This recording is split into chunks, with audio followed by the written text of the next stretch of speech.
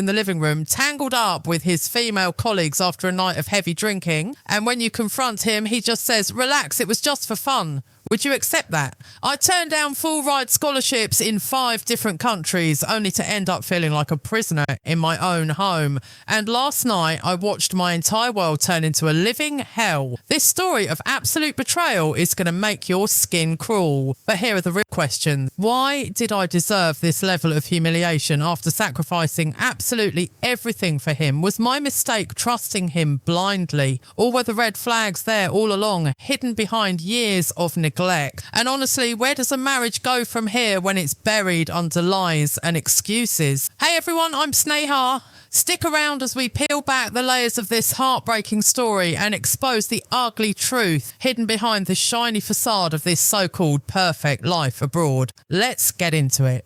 If you looked at my life through the window of this sprawling 2-storey house in the quiet suburbs, you'd think I won the lottery. You'd see the manicured lawn, the 2 luxury cars in the driveway and the pristine open concept living room that looks like it was ripped straight out of a relentless architectural digest spread. You'd see a woman, me, young, educated, holding a beautiful 4.5-year-old boy, waiting for her successful husband to come home. To the neighbours, I am living the American dream. I am the wife of a senior vice president at one of the biggest software companies in North America. I am the woman who has it all. But if you stepped inside past the heavy oak door, past the facade, you would hear the silence. It's a deafening, suffocating silence that screams one truth. I am not the mistress of this house. I am its prisoner. It wasn't always like this. Close your eyes for a second and imagine a life that feels more like a movie than reality. And that was my childhood. I grew up in Europe, the daughter of a high-profile diplomat. My father wasn't just a government official, he was a force of nature. Because of him, my playground wasn't a backyard sandbox. It was the historic streets of Vienna, the art galleries of Paris, and the diplomatic enclaves of Geneva. I didn't grow up worrying about grocery bills or mortgage rates. I grew up debating international relations at dinner tables where ambassadors sat. I grew up with a fire in my belly, a hunger to conquer the world just like my father did. I was brilliant. Not to sound arrogant, but I was. I studied until my eyes burned. I had a vision. By the time I was 24, I held acceptance letters from 5 of the most prestigious universities in the world. 5 fully funded PhD scholarships. The UK, Australia, Canada, the US. The world was quite literally lying at my feet, begging me to take the first step. But I didn't take that step. I took a detour that has now become a dead end. I chose him. We had known each other since we were kids, high school sweethearts. There is something intoxicating about a love that spans decades, isn't there? It convinces you that history equals destiny. He was working his way up in the tech world here in the States, and we maintained a long-distance relationship for 9 agonising years. 9 years of Skype calls, longing and promises. When the time came to choose between my career and him, I didn't even hesitate. I remember the look on my father's face, a mix of pride in my loyalty and a terrifying silent fear for my future. I left my parents. I left the comfort of the diplomatic lifestyle. I packed my entire life into 2 suitcases and flew across the Atlantic, fueled by nothing but the adrenaline of romance. I haven't seen my parents in 8 years. Let that sink in. 8 years! I missed my father's retirement. I missed my mother's surgeries. I missed the greying of their hair. I traded my identity, my potential and my family for a ring and a promise of happily ever after in this foreign land. And what did I get in return? I look down at my hands now. These hands were supposed to be writing dissertations. They were supposed to be signing treaties or performing research that could change the world. Instead, they are red and chapped from scrubbing dishes. They are tired from carrying groceries that I had to budget for down to the last cent. My husband, the senior vice president, is a ghost in his own life. Yes, he pays the mortgage, the lights stay on, the internet is fast, but that is where his contribution ends. It's humiliating to admit this, but despite his massive 6-figure salary, I have to ask him for money if I want to buy a coffee. If I want to buy a new shirt, I have to justify it. Do you really need that? He'll ask, his eyes never leaving his phone screen. I manage this entire household with the efficiency of a CEO, yet I am treated like an unpaid intern. I wake up at 6 a.m. to get our son ready, pack the lunches, drive to school, handle the doctors, the cleaners, the landscaping coordination and the cooking. God, the cooking. I make sure there is fresh, hot food on the table every single night because I am terrified of being a bad wife. I am terrified that if I stop being perfect, the cracks in this marriage will finally shatter everything. But the loneliness is a physical weight. It sits on my chest when I wake up and follows me until I pass out from exhaustion. The man I married, the boy I loved since high school, he changed. Or maybe he didn't change. Maybe I just never really saw him. He comes home around 6:30 p.m. I usually wait by the door, a smile plastered on my face, looking for a shred of affection. How was your day? A hug. Anything. He walks right past me, he mumbles a hello, loosens his tie and heads straight for the basement, his man cave. For the next 6 hours, he isn't a husband or a father. He is a gamer. He puts on those noise-cancelling headphones and the world, meaning me and our son, ceases to exist. I bring him dinner on a tray like a waitress. I sometimes have to feed him with a spoon because he won't pause his game. Can you imagine that? A grown man, a corporate leader, being fed by his wife while he screams at a screen. Honey, can you just watch him for 10 minutes so I can take a shower? I asked him last week. I'm busy, babe. Can't pause online matches, he replied, not even looking at me. So I showered with the bathroom door open, watching my 4-year-old play with potential hazards, tears mixing with the shower water. I tell myself it's the stress of his job. I tell myself he needs to unwind. I make excuses for him that he doesn't even bother to make for himself. I have convinced myself that my role is to be the supportive foundation, the rock he stands on. I give him space. I give him freedom. If he wants to go to a bar on a Tuesday, go ahead. If he wants to smoke weed with his buddies in the backyard until 2 a.m, fine. If he wants to spend the weekend hungover while I take our son to the park alone, no problem. I have swallowed my pride so many times that I don't think I have any left. I wanted this marriage to work so badly that I erased myself, and the PhD candidate is gone. The diplomat's daughter is gone. There is only the shadow of a woman drifting through a big house, starving for a crumb of love. But last week, the air in the house shifted.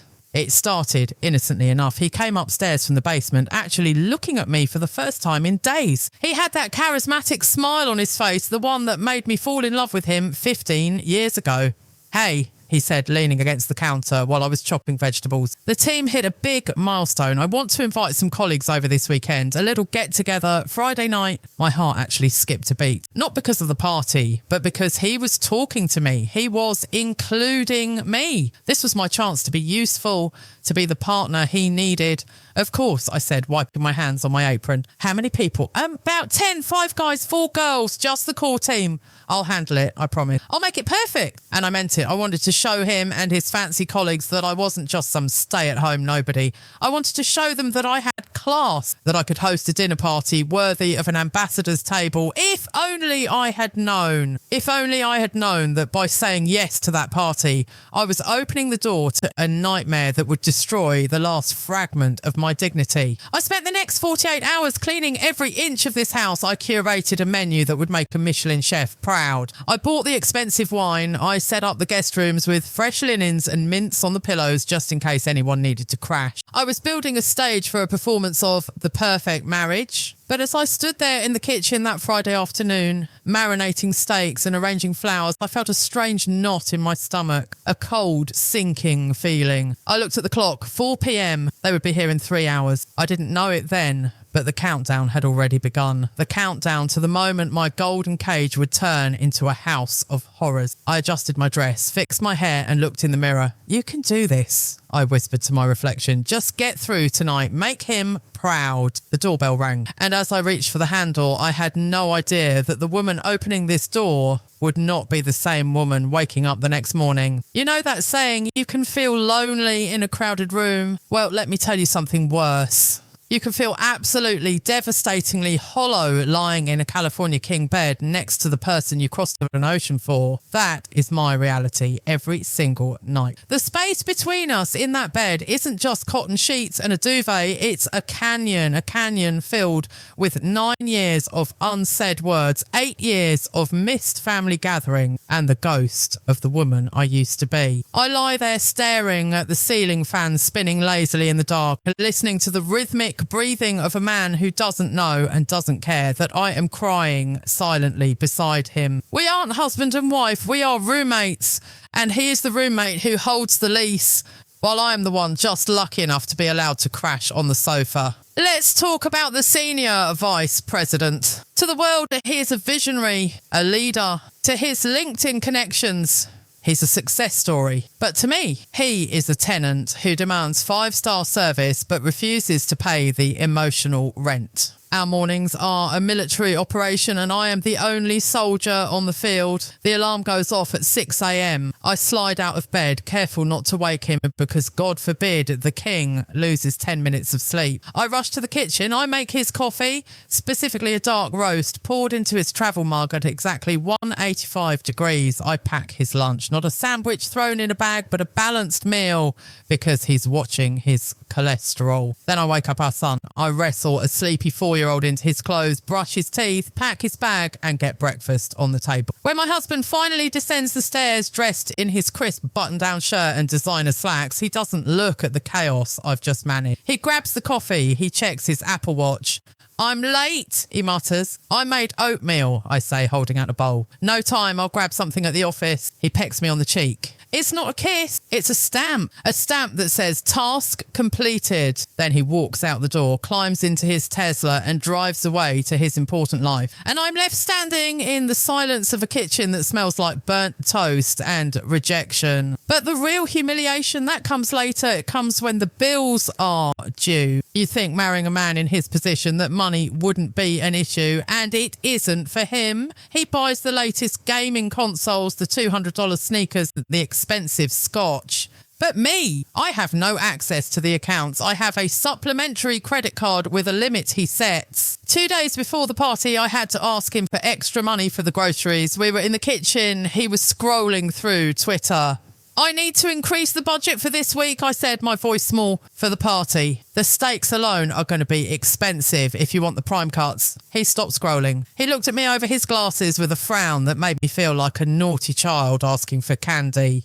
Again, I just paid the card off, Sneha. You need to learn how to manage the household better. Money doesn't grow on trees, even here. My face burned. I'm not buying clothes, I snapped, a rare moment of defence.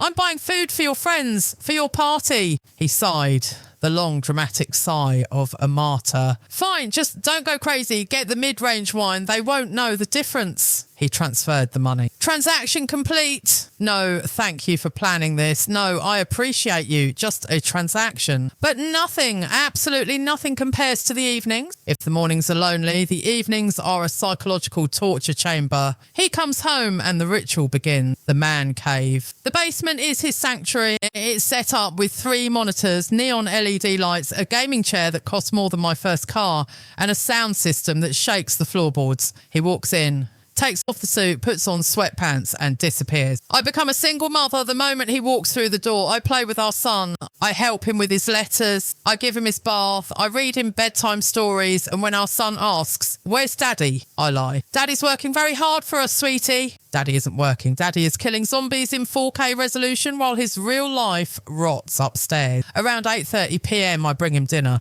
This has become our darkest ritual. I cook fresh meals, curries, roasts, stir-fries. I plate it beautifully. I walk down the stairs, careful not to trip, balancing the tray. The room is dark, lit only by the flashing screen. The air is stale. He has his headset on, shouting commands at strangers on the internet. Flank left, he's healing. I stand beside him. He doesn't see me. I tap his shoulder. He jumps, annoyed. He slides one ear cup off. What? Dinner, I whisper. Just put it there. He points to a cluttered side table piled with empty soda cans. It'll get cold. Please, just pause for 10 minutes. Come eat with us. I can't pause. It's a ranked match. Just feed me a bite. I'm in a firefight. I freeze. What? Just give me a spoon. Hurry up. I'm losing health. And I do it. God help me. I do it. I stand there, a woman with a master's degree, a woman who could have been a professor or a diplomat, and I spoon feed rice and chicken into the mouth of a grown man while his eyes never leave a video game. I feel like a nurse in a psych ward. I feel like a servant. I feel my self-respect dissolving with every mouthful he chews without looking at me. He swallows. Good. More sauce. I feed him again. This is my life. This is the American dream I sacrificed sacrificed everything for. Last Wednesday, the dynamic shifted again. He took his headset off completely after he died in the game. He spun his chair around to face me. I was picking up his dirty laundry from the floor, another task that isn't in my job description, but one I do anyway. So, he said, wiping his mouth with the back of his hand, about Friday, the team is really excited. I am prepping everything, I said, not looking up. I bought the prime rib, I ordered the craft beer. Good, listen, Sneha, try to be... I stood up holding his dirty socks. Try to be what? Chill, fun, the team. We have a certain vibe. It's very West Coast, very open. We joke around, we drink, we get loud. I don't want you hovering around like a frantic housewife. Just relax, blend in. I know how to host a party, I said, my voice tight. I grew up in embassies, remember? Yeah, but that's stiff. That's old school. This is tech. It's different, especially the girls. They're free spirits. The girls? I asked. Yeah, Sarah, Jessica, Chloe, they're cool. Just don't be weird about it if we get a little crazy. It's just how we blow off steam. The project has been a killer. I'm never weird. I defended myself, though a prickle of unease ran down my spine. I give you space. I always give you space. I know, babe. I know. He reached out and squeezed my hand. It was the first physical contact we'd had in 3 days. I just want everyone to have a good time, including you. You need to loosen up. Loosen up. That was his favourite phrase, as if my anxiety was a choice and not a direct result of his neglect. I'll be fine, I promised. I'll be the life of the party. He smiled, turned his chair back around and put his headset on. Awesome. Close the door on your way out. The light glares on the screen. I walked up the stairs, the heavy thud of the basement door sealing the noise behind me. I went into the kitchen and started scrubbing a pot that was already clean. I scrubbed until my knuckles turned white. I wanted to believe him. I wanted to believe that Friday night would be different, that maybe if I impressed his friends, if I showed him I could be cool and chill and Western, he would look at me with admiration again. I wanted to believe that the girls he mentioned, Sarah, Jessica, Chloe, were just colleagues, just names on an org chart. But as I stood there in the dim light of the kitchen, listening to the hum of the refrigerator, I couldn't shake the feeling that I was preparing a stage for my own execution. I looked at the calendar on the wall. Friday was circled in red. The big night, I whispered to the empty room. Little did I know that red circle wasn't marking a party. It was marking the end of my life as I knew it. Friday arrived not with the excitement of a celebration, but with the suffocating pressure of a final exam. By 2 p.m, my kitchen looked like the backstage of a cooking show. The marble countertops, usually spotless, were buried under mountains of ingredients. There were trays of marinated ribeye steaks, bowls of exotic salads, artisan cheeses that cost more than a week's worth of regular groceries, and bottles of liquor lined up like soldiers ready for war. I had been on my feet since 5 a.m. My back was throbbing, a dull, rhythmic ache that radiated down my legs, but I didn't stop. I couldn't stop. This wasn't just a dinner party. In my mind, this was a battlefield, and I was fighting for my marriage. I had convinced myself that if tonight was perfect, if the food was delicious, the music was right, and the atmosphere was electric, my husband would look at me and remember why he loved me. He would see me not as the nagging mother of his child or the woman who asked for grocery money, but as the sophisticated, capable partner he chose all those years ago. I was trying to buy his affection with Wagyu beef and top-shelf vodka.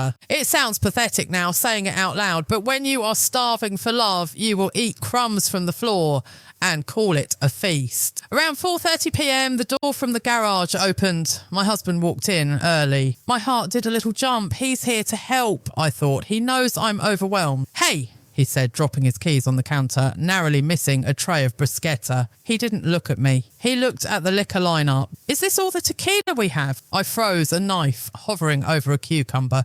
That's 2 bottles of Patron. I thought that would be enough for 10 people, considering it's a dinner party, not a frat house. He clicked his tongue, a sound of pure annoyance. Sneha, I told you, the team goes hard. 2 bottles will be gone in the first hour. I need to run out and get more. He didn't ask about the food. He didn't ask how I was doing. He didn't notice the intricate flower arrangements I had spent an hour perfecting. His only concern was that his colleagues might not be drunk enough. Fine, I said, my voice tight. But can you please pick up the ice on your way back? The machine can't keep up. Yeah, whatever. He turned on his heel and walked out. The door slammed and the silence rushed back in. I stood there holding that knife, fighting back tears. Don't cry, I told myself. You'll ruin your makeup. You haven't even put your makeup on yet. I went back to chopping. Chop, chop, chop. The rhythm was the only thing keeping me sane. By 6 p.m, the house was transformed. I had dimmed the lights to that perfect warm amber glow. I had a curated playlist of chill lo-fi beats playing softly through the Sonos speakers, exactly the kind of cool vibe he wanted. The dining table was set with my best china, the stuff we hadn't used since our wedding reception. I ran upstairs to get ready. I had bought a new dress for tonight and it was a sleek navy blue cocktail dress. It was elegant but form-fitting. I wanted to look sexy. I wanted to look like the women he saw in his video games or at his office. I spent 45 minutes on my hair, curling it into loose waves. I applied my makeup carefully, hiding the dark circles under my eyes, highlighting my cheekbones. I put on my diamond earrings. When I looked in the full-length mirror, I saw a stranger. She looked polished. She looked expensive. She looked like the wife of a senior vice president, but her eyes looked terrified. I heard the front door open downstairs. He was back with the reinforcements, bags of ice and more alcohol. I took a deep breath, smoothed down my dress and walked down the stairs. I wanted an entrance. I wanted him to look up, see me and freeze. He was in the living room pouring ice into a cooler. He was wearing a casual polo shirt and jeans, effortlessly handsome. I'm ready, I said, stepping into the light. He glanced up. His eyes scanned me for exactly 1 second. Nice, he said, turning back to the cooler. Hey, did you put out the bottle opener? I can't find it. My heart shattered into a million invisible pieces. Nice? That was it. I had spent hours transforming myself and I got a nice and a question about a bottle opener. It's on the bar cart, I whispered. Cool, they'll be here any minute. Are the appetizers hot? Yes, great, just try to relax, okay? Don't be so stiff. Stiff, he called me stiff. I was holding myself together with sheer willpower and he saw it as stiffness. The doorbell rang at 7 p.m. sharp. The sound echoed through the house like a gunshot. Showtime, he shouted, his entire demeanour changing instantly. The tired, grumpy husband vanished. In his place stood the charismatic leader, the life of the party. He practically jogged to the door, a wide grin on his face. I stood back near the kitchen island, wiping my sweaty palms on a napkin. The door swung open and the noise hit me first. A wave of laughter, loud voices, and the smell of expensive perfume and cologne. Yo, the man, the myth, the legend, a male voice boomed. What's up, guys? Come in, come in, my husband roared, pulling people into bro hugs. They spilled into my hallway. 10 of them. First the men. They were exactly what you'd expect. Tech bros in hoodies, blazers and sneakers that cost more than my dress. They were loud, confident, taking up space immediately. And then the women. There were 4 of them. And as they walked in, I felt a cold knot tighten in my stomach. They weren't just colleagues. They were stunning. First was a blonde girl in a crop top and high-waisted jeans. She couldn't have been more than 25. She walked in and immediately threw her arms around my husband's neck. Not a polite hug, a full-body embrace, lingering just a second too long. Happy Friday, boss, she squealed. Good to see you, Chloe. He laughed, squeezing her shoulder. Then came 2 others, giggling, holding bottles of wine. And finally, the last one. A tall brunette with sharp eyes and a confident smirk. She walked up to him, punched him playfully in the arm and said, "You better have that scotch you promised me. Way ahead of you, Jess." He winked. I stood there, a ghost, in my own living room. They hadn't even noticed me yet. They were a unit, a tribe, and I was the outsider. Finally, my husband turned almost as an afterthought. "Oh, guys, this is Sneha, my wife." The energy in the room shifted slightly and they all turned to look at me. I forced a smile, the muscles in my face trembling. "Hi, everyone," I said, my voice sounding thin. "Welcome to our home." "Hi, Sneha." The blonde girl Chloe chirped. She looked me up and down. "Wow, you're so dressed up. You look fancy." It wasn't a compliment. It was a subtle way of saying you're trying too hard. We're cool and you're formal. "I just wanted to make the night special," I said, feeling ridiculous in my cocktail dress while they stood there in ripped jeans. "Well, the house is massive," one of the guys said, looking around. "Must be nice to stay home in a place like this all day." The comment stung like a slap. "Stay home all day?" Did they think I sat on the couch eating bonbons? Did they not see the spotless floors, the gourmet food, the meticulously organised life I maintained? I keep busy, I said politely. Can I get anyone a drink? We're good, my husband interrupted, steering the group toward the living room. Let's get the music going. Sneha, can you bring out the sliders? The guys are starving. He didn't say we, he said the guys. He didn't ask me to join them. He gave me an order.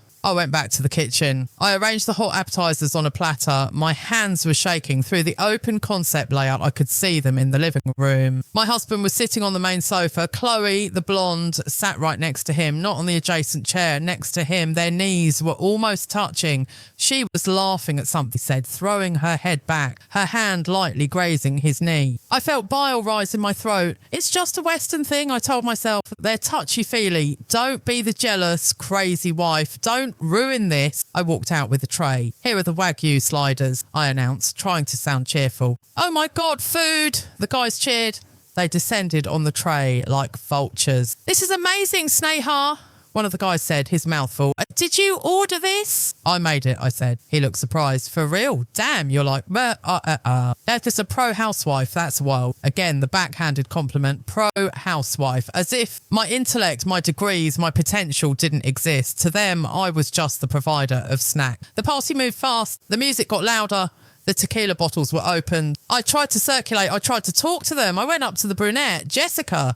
So, what are you working on at the office? I asked, trying to find common ground. She looked at me over the rim of her wine glass, her eyes bored. Oh, just back-end architecture stuff. It's boring. You wouldn't be interested. She shut me down just like that. You wouldn't understand. You're just the wife. I retreated to the kitchen island. I poured myself a glass of wine, my hand trembling so much I spilled a drop on the counter. I wiped it up quickly. From my vantage point, I watched my husband. He was glowing. He was alive. He was telling stories, making jokes, pouring shots. He was the man I fell in love with, but he wasn't sharing that man with me. He was giving him to them. And then I saw it. It was subtle. If I hadn't been watching him like a hawk, I would have missed it. He was showing Chloe something on his phone. She leaned in close, too close. Her hair brushed against his cheek. He didn't pull away. He leaned into it. He whispered something in her ear and she giggled, slapping his chest playfully. It was intimate. It was a gesture of familiarity that takes years to build. My stomach dropped. That wasn't the body language of a boss and an employee. That was the body language of a man and a woman who had secrets. I felt a sudden wave of exhaustion wash over me. The adrenaline that had kept me going since 5 a.m. vanished, leaving behind a heavy, crushing tea. Hey! I called out, my voice barely audible over the music. My husband looked over, annoyed at the interruption. Yeah? I think I'm going to head upstairs, I said. The baby might wake up with the noise and I'm really tired. The room went quiet for a split second. Already? Chloe asked, pouting. But the night is young. We were just about to play Truth or Dare. Truth or Dare, they were in their 30s. Who plays Truth or Dare at a dinner party? You guys have fun, I said, forcing a smile that felt like it was cracking my face. There's more food in the warmer and dessert is in the fridge. My husband didn't object. He didn't say, no, stay with us. He didn't say, I'll come up soon. He just nodded, relieved. Okay, babe, go get some rest. We'll keep it down. He was happy I was leaving. I was the buzzkill. I was the chaperone. With me gone, the real party could start. Good night, Sneha. Thanks for the food. The group chorus. I turned my back on them. I walked up the stairs, my legs feeling like lead. With every step, the laughter downstairs got louder. It felt like they were laughing at me. I reached the top of the stairs and looked down one last time. My husband was pouring shots of tequila. He held one up and Chloe held hers up. They clinked glasses, their eyes locked. I walked into my bedroom and closed the door. I leaned against it, sliding down until I hit the floor. The muffled bass of the music vibrated through the floorboards, thumping against my back like a second heartbeat. I looked at the clock. 9:30 p.m. I told myself he would come up by 1 a.m., maybe 2 a.m. at the latest. I crawled into bed, still in my cocktail dress, too tired to take it off. I hugged a pillow to my chest, stared at the darkness. I didn't know it then, but I wasn't just going to sleep. I was closing my eyes on the last normal moments of my life. Downstairs, the beast was waking up, and by morning, it would consume everything. There is a specific kind of silence that exists in a house full of people. It's not peaceful, it's heavy. It's charged with electricity like the air right before a tornado touches down. But I didn't get silence. Not yet. I lay in bed staring at the digital clock on the nightstand. The red numbers, 10:14 p.m, burned into my retinas. I had changed out of my cocktail dress and into an oversized t-shirt, scrubbing the makeup off my face with a ferocity that left my skin red and stinging. I wanted to scrub away the evening. I wanted to scrub away the look Chloe gave my husband. I wanted to scrub away the feeling of being an intruder in my own home. My bedroom is directly above the living room. In these modern American houses, the insulation is supposed to be top tier, soundproof, perfect. But it wasn't. Thump, thump, thump. The bass of the music vibrated through the floorboards. It travelled up the legs of the bed and settled deep in my chest, syncing with my own anxious heartbeat. They had switched from the chill lo-fi playlist I had carefully curated to something louder, something aggressive. Hip-hop with a heavy beat that rattled the picture frames on my dresser. I rolled over and grabbed the baby monitor. The screen showed my son curled up in a ball, sleeping peacefully in the next room. Thank God, I whispered. Please stay asleep. 11:30 p.m. The noise changed. The music dipped slightly, but the voices got louder. It was the distinct, sloppy volume of people who have crossed the line from tipsy to drunk. I could hear him. My husband. Usually his voice is calm, measured, the voice of a corporate leader. But tonight, booming. He was shouting over the music, leading the charge. Shots, shots, shots! I flinched. The chant was picked up by the others. A chorus of men and women screaming like college kids on spring break. Clink, slam, cheer. I pulled the duvet over my head, trying to block it out. Tears pricked my eyes. Hot, angry tears. Why couldn't he be this happy with me? When was the last time we laughed like that? And when was the last time he let go of his stress and just lived? He was capable of joy. I was hearing it right now. He just wasn't capable of joy with me. To him, I was the buzzkill, the manager, the mother, the bills. But down there with Chloe and Jessica and the bros, he was the man I used to know. 12:45 a.m. I needed water. My throat was parched from the crying and the wine I had sipped earlier. I swung my legs out of bed and crept into the hallway. The noise was louder out here. The stairwell acted like a funnel, amplifying the chaos from the first floor. I walked to the top of the landing. I knew I shouldn't look. I knew nothing good would come from looking, but I couldn't help it. I peered over the banister, staying in the shadows so they wouldn't see me. The scene below was blurry through the frosted glass of the chandelier, but I saw enough. The furniture had been moved. My coffee table, the expensive reclaimed wood one I had agonised over picking out, was pushed to the side. They were dancing. Not elegant dancing, it was a mess. I saw a flash of blonde hair. Chloe, she was dancing in the middle of a circle of guys. She had kicked off her heels. She was barefoot, spinning around, holding a bottle of Grey Goose vodka by the neck. And there was my husband. He wasn't sitting in the corner playing video games, as he would later claim. He was right there. He was filming her with his phone, laughing, cheering her on. Go, Chloe, go, Chloe. Then I saw Jessica. She was sitting on the arm of the sofa, but she lost her balance. She tumbled backward onto the cushions, spilling red wine all over my beige throw pillows. My stomach lurched. My pillows. Did she jump up to clean it? Did she ask for a towel? No, she just laughed. She lay there, hysterical, kicking her legs in the air. My husband walked over, not to check the damage, but to high-five her. I gripped the banister so hard, my knuckles turned white. I wanted to scream. I wanted to run down there, snatch the phone from his hand and tell everyone to get the hell out of my house. Do it! A voice in my head urged. Go down there, be the wife, demand respect. But then another voice. The voice of insecurity, the voice of the Western culture, gaslighting. Stop me. If you go down there now, you're the crazy B word. You're the nagging wife who ruined the fun. He'll hate you for it. The team will mock him on Monday. You'll be the reason he loses face. So I did what I always do. I retreated. I walked back into the bedroom and closed the door. I locked it. A petty small gesture, but it was the only control I had at 1:30 a.m. I sent him a text. Me, It's getting really loud. The baby might wake up. Can you guys please wrap it up? I watched the screen. Delivered. I waited 1 minute, 5 minutes, 10 minutes. No reply. Not even the 3 little dots indicating he was typing. He had his phone in his hand. I had seen it. He was ignoring me. I wasn't even worth a K. 2:15 a.m. Something crashed. It sounded like glass shattering against the hardwood floor. A sharp, violent sound that cut through the music. My heart stopped. "Oh!" the group yelled in unison, followed by raucous laughter. "Don't worry about it. Leave it!" I heard my husband yell. "We'll get the maid to do it." The maid. "We don't have a maid. I am the maid." I buried my face in my pillow and screamed. A silent, muffled scream that scraped my throat raw. He was promising my labour to clean up their mess. He was offering up my dignity as a party favour. 3 a.m. I must have dozed off for a few minutes, purely from exhaustion, because I woke up with a start. The music had stopped. The silence was sudden and disorienting. I sat up, straining my ears. Had they left? I waited for the sounds of car doors slamming. I waited for the revving of engines in the driveway. I waited for the front door to open and close, but I heard nothing.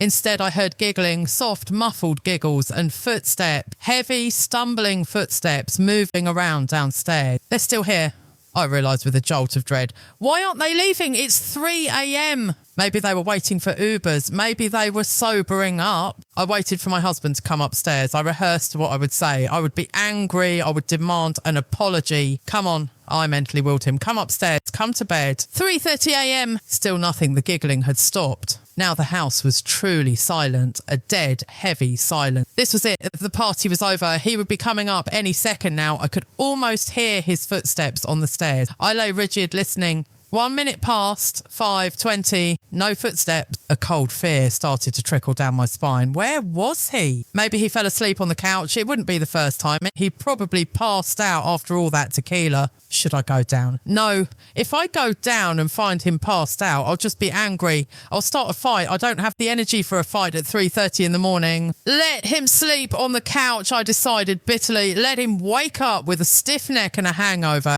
He deserves it. 4:30 a.m. I couldn't sleep. My mind was a hamster wheel of anxiety. Every scenario played out in my head. What if they didn't leave? No, that's crazy. 10 people wouldn't just stay. There were only 2 guest rooms. But why didn't I hear the cars? Maybe I slept through it. Maybe I was so exhausted I missed the exodus. I tried to rationalise. He's just asleep. He's drunk. He's an idiot, but he's not a monster. I tossed and turned. The sheets felt like they were made of sandpaper. The room felt too hot, then too cold. I stared at the ceiling fan, counting the rotations. 1, 2, 3... 5:30 a.m. The sky outside the window began to turn that murky grey-blue colour of pre-dawn. The birds started their morning chirping, a cheerful sound that felt mocking in the context of my night. I felt physically ill. My stomach was churning with acid. A headache pounded behind my eyes. He still hadn't come up. Not once. Not to brush his teeth. Not to get his pyjamas. Not to check on his wife. He had spent the entire night downstairs. 6:45 a.m. The sun was fully up now, a bright, sunny Saturday morning. The kind of morning where families make pancakes and go to the park. I got out of bed. My legs felt shaky like I'd run a marathon. I looked in the mirror. My eyes were puffy, red-rimmed. My hair was a mess. I looked like a ghost. I checked the baby monitor. My son was stirring. He would be up soon. I had to go down. I had to face the aftermath. I had to clean up the shattered glass, the wine stains, the empty bottles before my 4-year-old saw them. I put on my robe, tying the sash tight around my waist like armour. I opened the bedroom door. The house was deathly quiet. I walked to the stairs. My bare feet made no sound on the carpet, step by step down into the abyss. As I descended, a smell hit me. The stale, sour smell of spilled alcohol, sweat, and something else. Something musky and enclosed. It smelled like a locker room. I reached the bottom of the stairs. The hallway was littered with shoes, sneakers, heels, loafers. Wait, I counted them automatically. 1 pair, 2 pairs, 3, 4...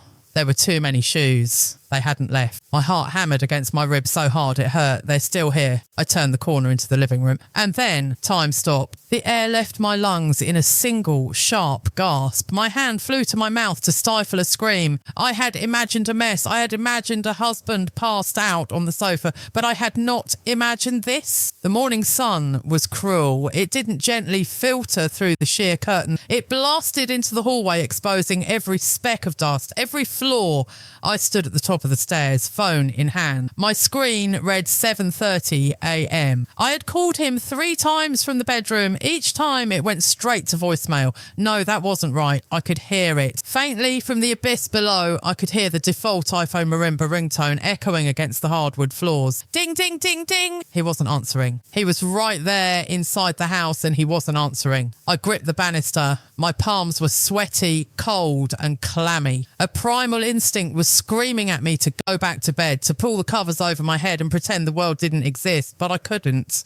My son would be waking up any minute. I had to protect him from whatever was downstairs. I took the first step. The air grew heavier as I descended. It wasn't just the smell of stale alcohol anymore. It was a thick, humid stench of human body, spilled sugary mixers, old pizza and something sharp like vomit that had been hastily wiped up but not clean. It was the smell of a fraternity house on a Sunday morning, not a suburban family home. I reached the bottom landing. The foyer was a graveyard of footwear. High heels were kicked off haphazardly, one lying on its side near the coat rack, the other halfway down the hall. A man's blazer was thrown over the banister, dragging on the floor. I stepped over a sticky puddle of what looked like cranberry juice. My bare foot stuck to the wood for a second, making a peeling sound that made my skin crawl. I turned the corner to the open concept living room and my world stopped spinning. If you've ever been in a car accident, you know that split second before impact where your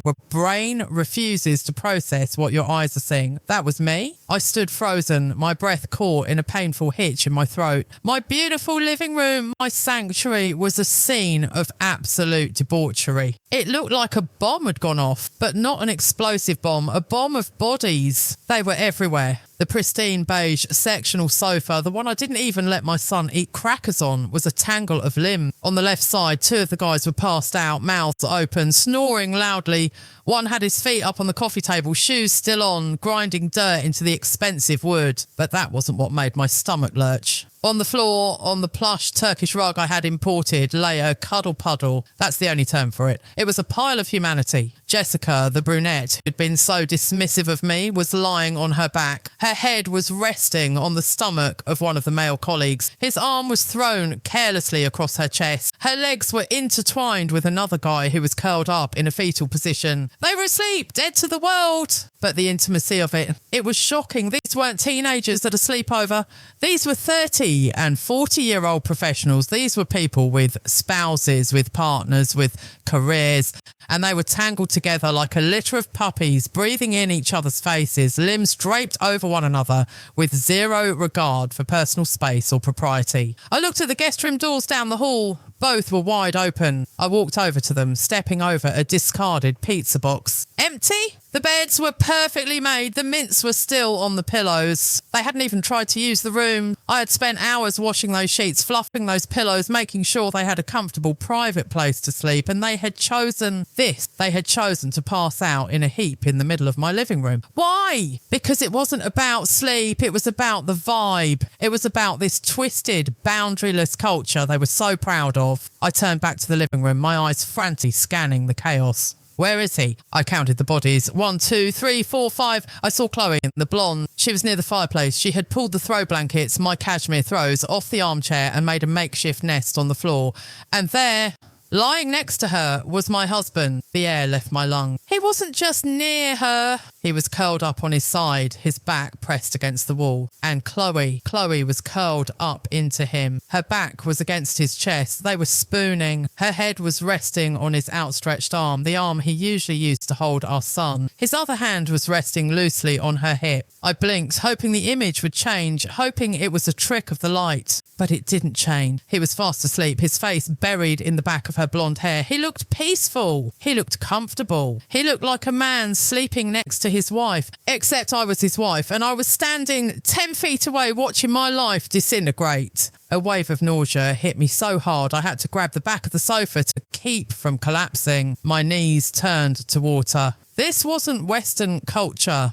This wasn't being open-minded. This was betrayal, pure unadulterated betrayal. It didn't matter if they had sex. It didn't matter if clothes were on or off. The level of intimacy in that pose, the way their bodies fit together, the way he was holding her even in his sleep, spoke of a comfort that shouldn't exist between colleagues. My husband, the man who wouldn't hold my hand in public because he didn't like PDA, was cuddling a 25-year-old girl on our living room floor. I felt a physical pain in my chest, a sharp stabbing sensation behind my ribs. My heart was breaking. I could actually feel it fracturing. I looked around the room again. The empty tequila bottles on the floor, the shattered glass near the TV stand that no one had bothered to clean up, the red wine stain on the rug, a dark spreading bruise on the fabric. My home was violated. My trust was violated. I felt dirty just standing there. I felt a creepy crawly sensation all over my skin like I was covered in insects. The re feeling, that shudder of pure disgust rippled through my body. How could he? How could he let this happen? How could he participate in it? Did they laugh about me after I went upstairs? Did they toast to the boring wife while they turned my living room into a brothel? I looked at his face again. He shifted in his sleep, pulling Chloe slightly closer as she murmured something and snuggled back against him. That movement, that small unconscious adjustment broke me. I didn't scream. I didn't throw things. I calmly took my phone out of my pocket. My hands were shaking so bad I almost dropped it. I opened the camera app. Click. I took a picture of the cuddle puddle on the rug. Click. I took a picture of the guys passed out on the sofa with their shoes on. Click! I walked closer to the fireplace. I stood directly over them. I took a close-up photo of my husband holding Chloe. I captured his hand on her hip. I captured her hair in his face. I needed proof because I knew with a sinking certainty that if I didn't have this, he would deny it. He would call me crazy. He would say I was imagining things. He would gaslight me until I questioned my own sanity. I put the phone back in my pocket. Then I walked over to him. I didn't touch him with my hands. I couldn't bear to touch him. I used my foot. I kicked his leg hard. Get up. My voice was low, guttural. It didn't sound like me. He didn't move. He just groaned and buried his face deeper into Chloe's hair.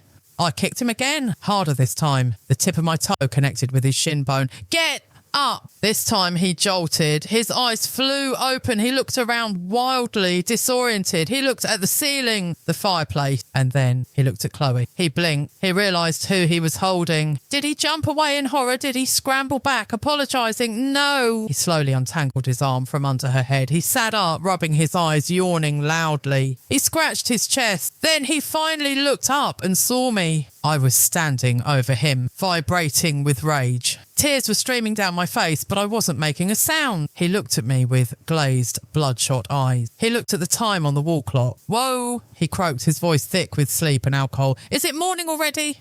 He didn't look guilty. He looked annoyed that I had woken him up. Look at you, I whispered, pointing at Chloe, who was still sleeping, now curled into the empty space he had left. Look at this. He followed my finger. He looked at Chloe, then he looked back at me. He shrugged. He actually shrugged. What? He said, his voice raspy.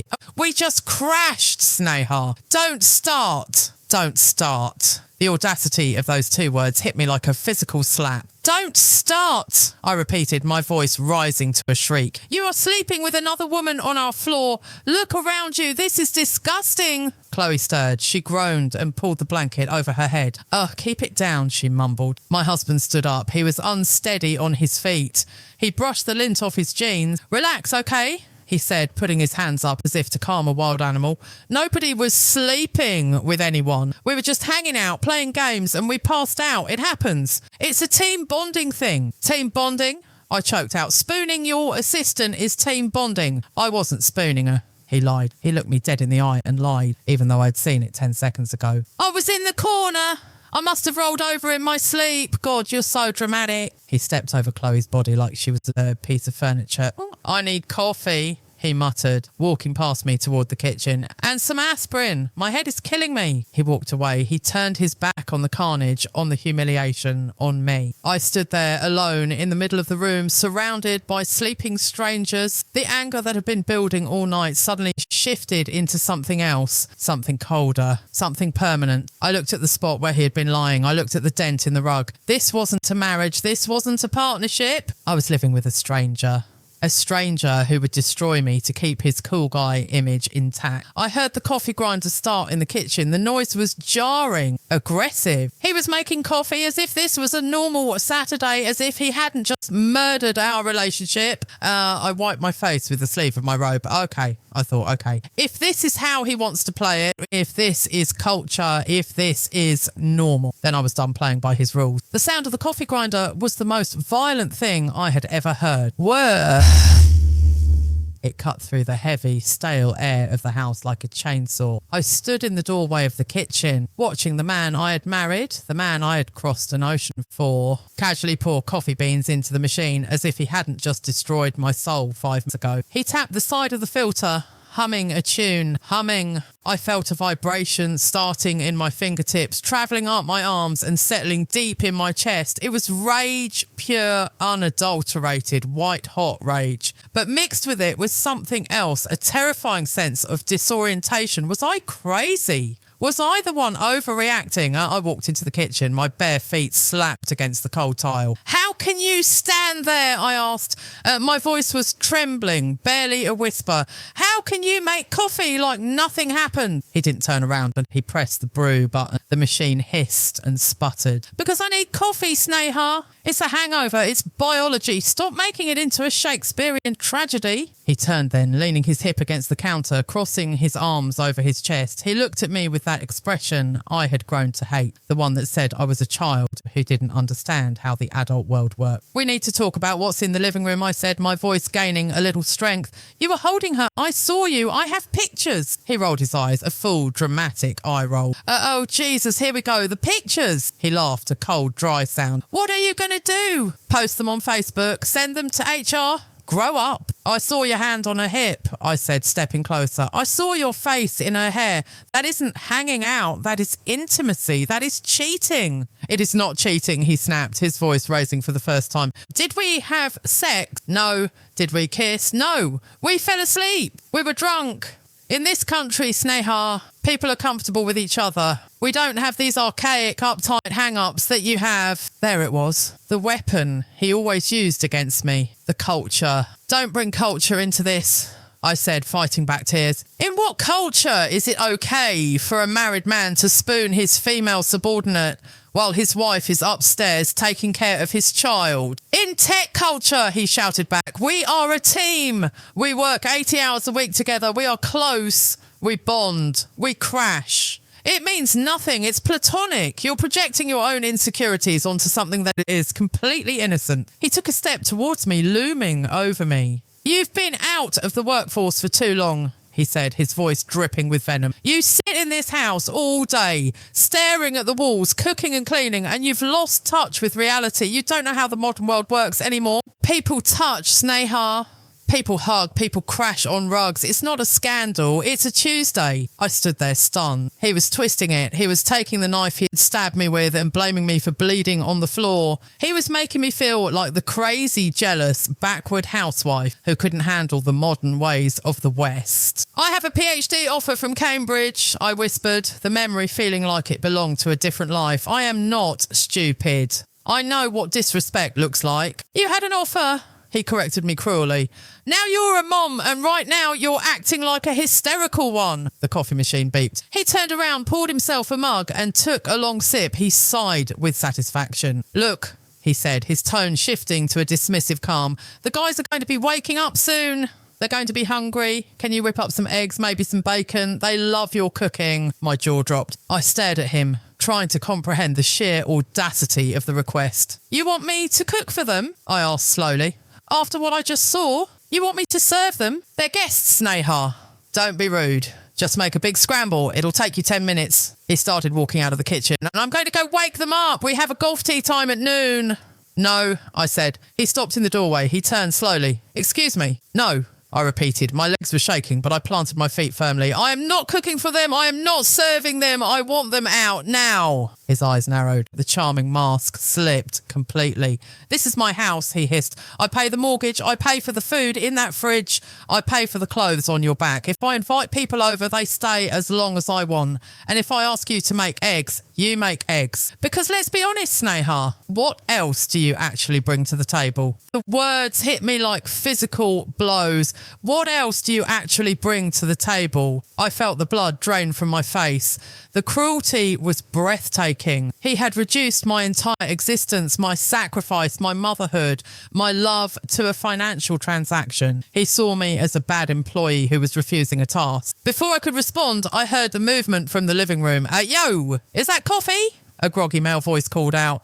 Oh my God, my head feels like it's going to explode. A female voice whined. It was Chloe. My husband's face instantly softened. He turned away from me and walked back into the living room, his voice shifting into that cool guy persona. Rise and shine, party animals. Coffee is brewing. Who's alive? I stood in the kitchen, paralysed. I couldn't move. I couldn't breathe. I heard them shuffling around. I heard the sound of stretching, of zippers being adjusted. Dude, where did I sleep? One guy laughed. Was I on the floor? Yeah, you were cuddling with the rug, man, my husband laughed. Classic. Hey, boss. Chloe's voice drifted in. It was raspy, intimate.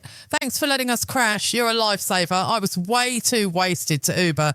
Anytime, Chloe. You know the door is always open. The door is always open. I walked to the edge of the kitchen, peering into the living room. They were all standing up now, looking dishevelled. Chloe was stretching her arms over her head, her crop top riding up. She looked at my husband and grinned. There was zero shame in her eyes, zero awkwardness. Then she saw me. She blinked, looking at me standing there in my bathrobe, my face pale and blotchy from crying. Oh, hi, Sneha. She chirped. She didn't apologise. She didn't say, sorry for the mess. She just smiled a bright, fake smile. Wow, you're up early. We totally invaded your space, huh? Hope you don't mind. Hope you don't mind. I do mind, I said. My voice was louder than I intended. It echoed in the high-ceilinged room. The room went silent. The smiles faltered.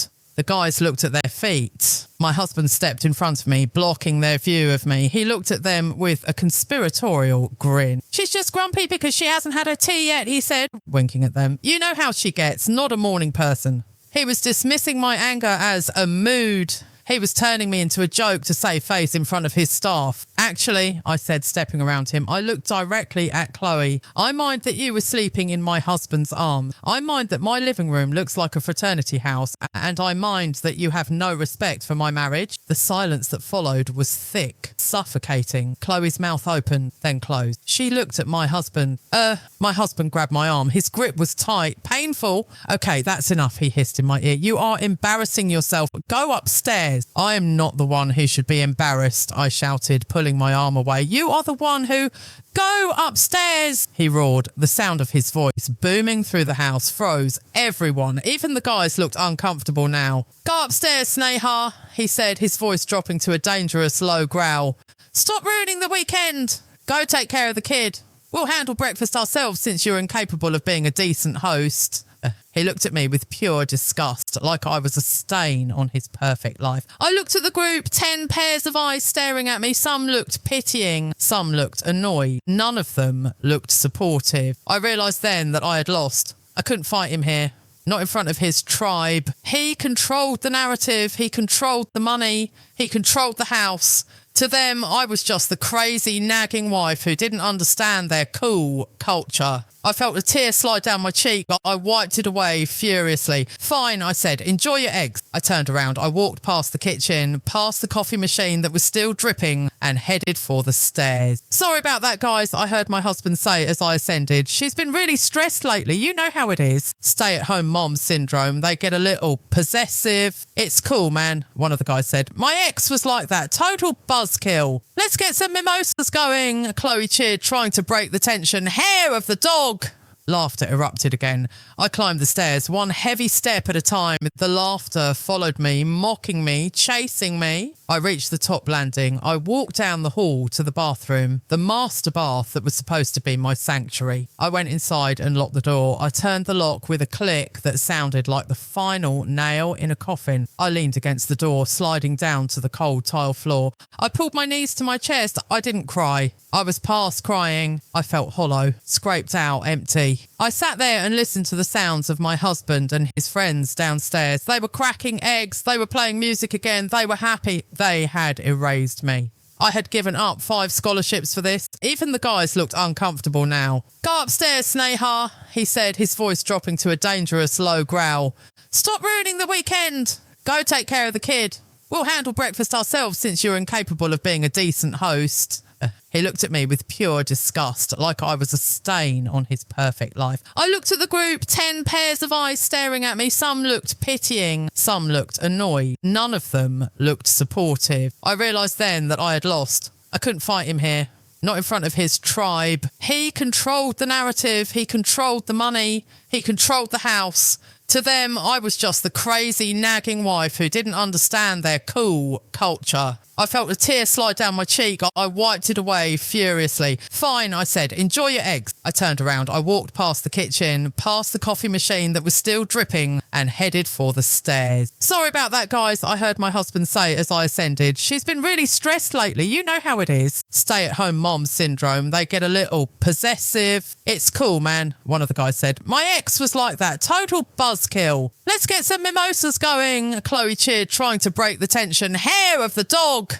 Laughter erupted again. I climbed the stairs, one heavy step at a time. The laughter followed me, mocking me, chasing me. I reached the top landing. I walked down the hall to the bathroom, the master bath that was supposed to be my sanctuary. I went inside and locked the door. I turned the lock with a click that sounded like the final nail in a coffin. I leaned against the door, sliding down to the cold tile floor. I pulled my knees to my chest. I didn't cry. I was past crying. I felt hollow, scraped out, empty. I sat there and listened to the sounds of my husband and his friends downstairs. They were cracking eggs. They were playing music again. They were happy. They had erased me. I had given up 5 scholarships for this. I had given up my parents for this. I had given up my identity for this. And for what? To be called a buzzkill in my own home? To be told I bring nothing to the table? I looked at my reflection in the full-length mirror opposite the door. The woman staring back at me looked old, not in years but in spirit. Her eyes were dull, her shoulders were slumped. She looked defeated. "Is this it?" I asked her. "Is this the rest of your life, spoon-feeding a man who hates you, hiding in the bathroom while he entertains his mistress?" "No," I whispered to the empty room. The word hung in the air. "No." I reached into my pocket and pulled out my phone. I looked at the photos again. The proof! He thought these photos were nothing. He thought I was powerless. He thought I was trapped because I had no job, no money of my own, and no family in this country. He was right. I was trapped. But even a trapped animal fights when it has nothing left to lose. My husband thought the conversation was over because I walked upstairs. He thought he had won. But as I sat on that cold bathroom floor, listening to the sizzling of bacon downstairs, I realised something. The conversation wasn't over.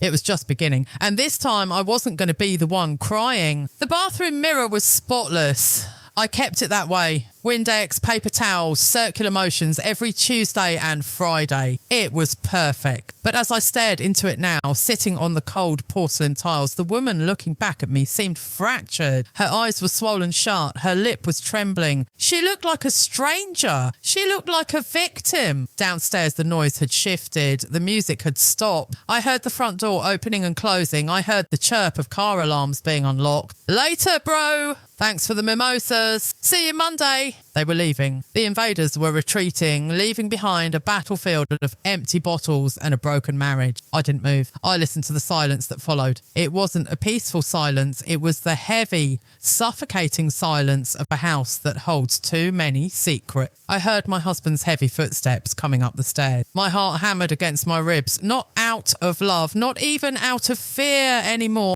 It was adrenaline, the fight or flight response. He tried the handle, locked. "Sneha!" His voice was muffled through the wood. He sounded annoyed, not concerned. "Sneha, come out, they're gone." I didn't answer. I hugged my knees tighter to my chest. Oh, for God's sake, he sighed. I heard him lean his forehead against the door. Stop being a drama queen. Open the door. I need to take a shower.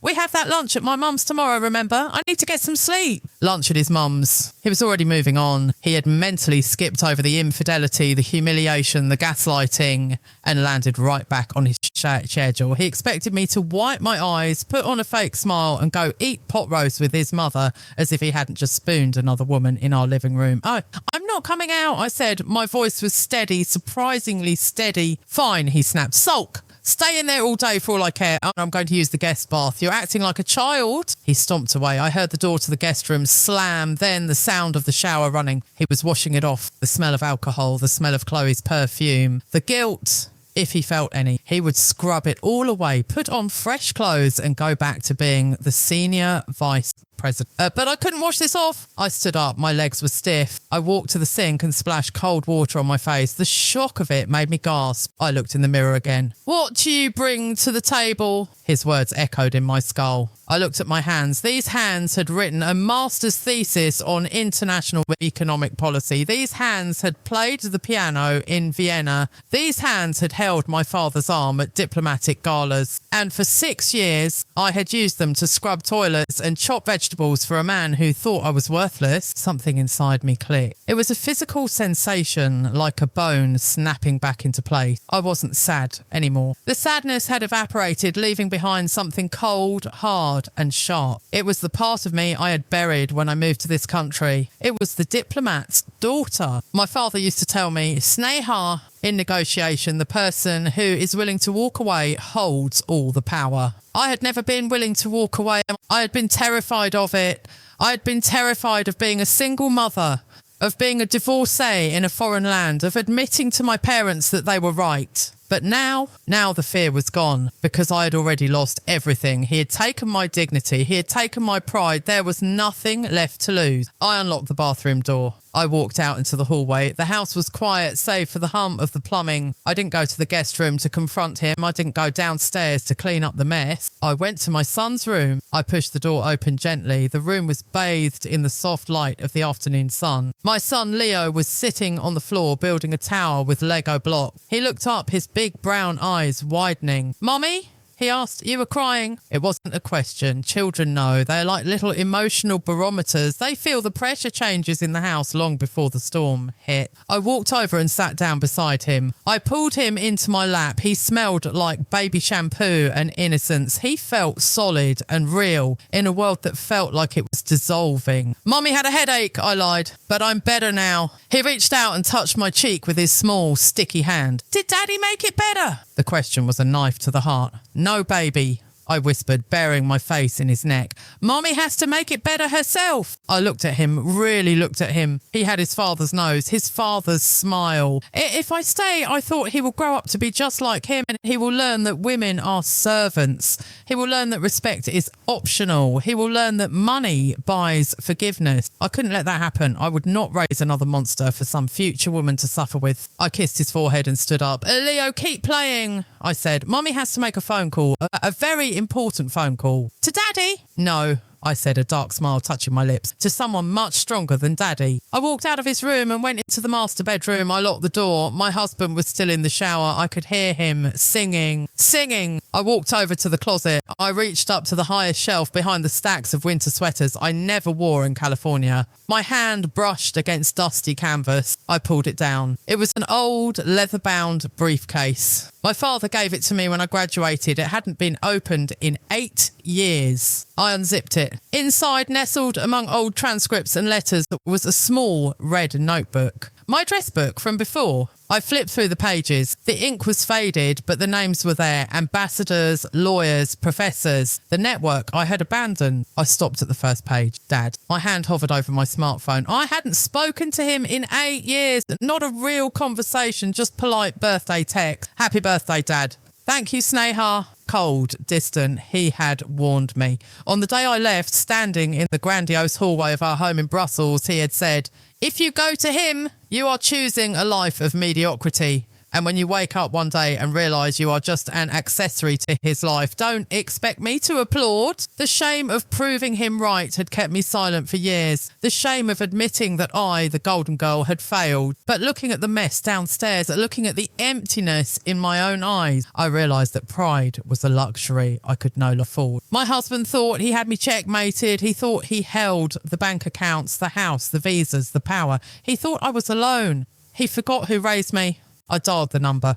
It was late in Europe, the middle of the night. Ring, ring, ring. My heart was pounding so hard I thought I might pass out. Pick up, I prayed. Please pick up. Don't let it be too late. Click. Hello? The voice was deep, gravelly and instantly familiar. It sounded like safety. It sounded like authority. Dad, my voice cracked. A single tear escaped, rolling down my nose. There was a pause on the other end. A heavy, loaded silence. Sneha, he said. His tone wasn't angry, it was cautious. Is everything all right? It is 3 a.m. here. I took a deep breath. I looked at the closed bathroom door where my husband was washing away his sin. I looked at the wedding photo on the nightstand, a picture of two people who didn't exist anymore. No, Dad, I said, my voice trembling but gaining strength with every word. Everything is not all right.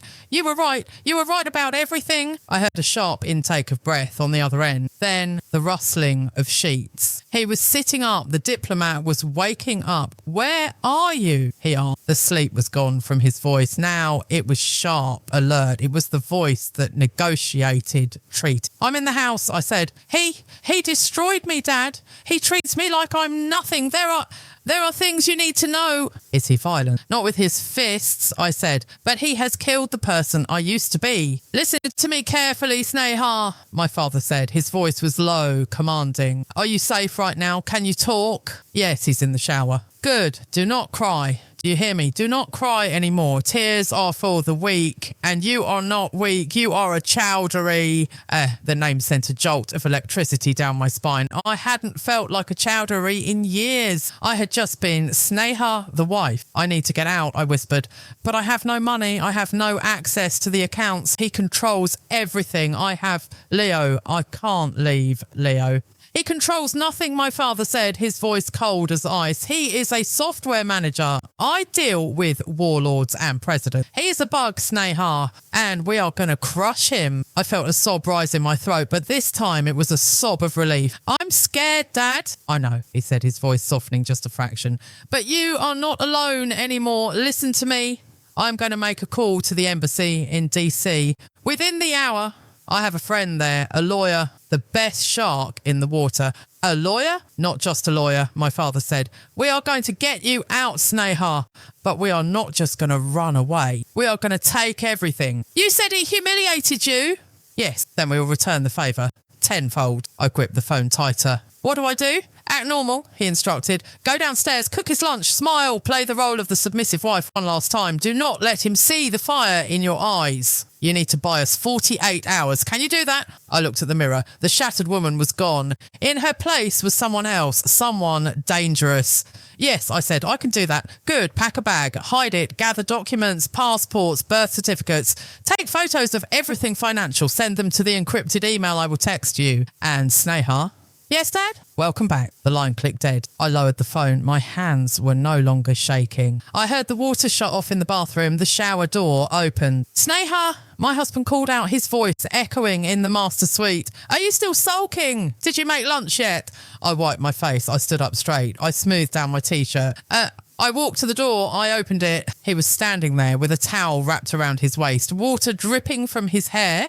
He looked at me, expecting a fight, expecting tears, expecting the broken woman he had left on the floor. Instead, I looked him dead in the eyes. I didn't smile. I didn't frown. I looked at him like he was a specimen under a microscope. I'm going to make sandwiches, I said calmly. Turkey and Swiss, your favourites. He blinked. Confused by the sudden change in my demeanour, he scrutinised my face, looking for the crack, looking for the hysteria. Oh, he said, relaxed. A smug grin spread across his face. He thought he had won again. He thought I had accepted my place. Good girl, that's more like it. Bring it to the man cave. I'm going to play a few rounds. Sure, I said. I'll bring it right down. He turned and walked toward the closet, whistling. I watched his back and I watched the arrogance in his stride. Enjoy your game, I thought, because the game I'm about to play with you don't even know the rules. I turned and walked out of the room. As I descended the stairs, I didn't feel the weight of the house pressing down on me anymore. I felt light. The nightmare wasn't over, but the victim was dead and the war had just begun.